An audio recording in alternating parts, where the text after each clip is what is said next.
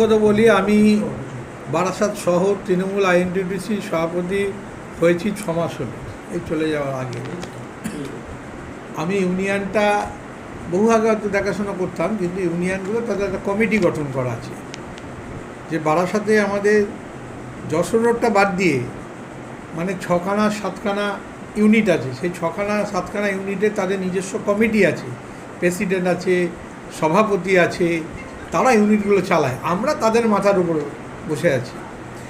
তারা যে কথাগুলো আপনারা বলছেন, যে একটা প্রশ্ন উঠছে, এই প্রশ্নটা আমার মনে হয় একটু যাচাই করে নেওয়াটা ভালো। কারণ হচ্ছে মানুষের যে কথাগুলো, গতকালকে আমি আপনাদের সংবাদপত্রে কিছুটা শুনেছি যে অমুকে এইটা করেছে, কিন্তু এইগুলো তো তারা ইউনিয়ন পরিচালনা করে, তারা জানবে, যারা ইউনিটের লোক আছে, সভাপতি প্রেসিডেন্ট, তারা কমিটি গঠন করেছে, তারা পেটি তোলে, তারা কি করে, খরচা করে, তারা করে। কোনো নেতৃত্বর হাতে কিন্তু কোনো 10 টাকা যায় না, কিংবা কাজও করে না। কিন্তু এই অভিযোগ যারা করছে তারা হচ্ছে অটোচালক। এটা ভিত্তিহীন।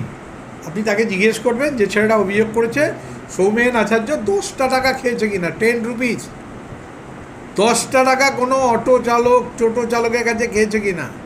আমরা বরঞ্চ বলেছি কাউকে কোনো পয়সা কখনো দেবে না, তারা সেগুলো ইউনিয়নটা করতো, যে তোমাদের ইউনিয়ন তোমরাই পরিচালনা করবে, তারাই পরিচালনা করেছিল। এটা তো নিয়ম, সিস্টেম যা আছে তাই এইভাবে করেছে ওরা। হ্যাঁ, 100 বার আমি তো বললাম, কোনো অটো চালক কিংবা টোটো চালক যদি বলতে পারে যে আমরা নেতৃত্বরা 10 টাকা খেয়েছি, তাহলে যেটা আমাদের শাস্তি দেবে আইনে, আমরা সেটা নেব। তাদের কমিটি, তারাই খরচা করে, তারাই সব করে। আমরা দূর দিয়ে হয়তো ধরা পড়লো অটো, একটু বলে দিলাম, একটু দেখে দিন, এই এছাড়া আমাদের ভূমিকা নেই। ওখানে গিয়ে বসে থাকা, ওখানে গিয়ে কোনো কাজ করা আমাদের কোনো অটো টোটোর মধ্যে কাজ না।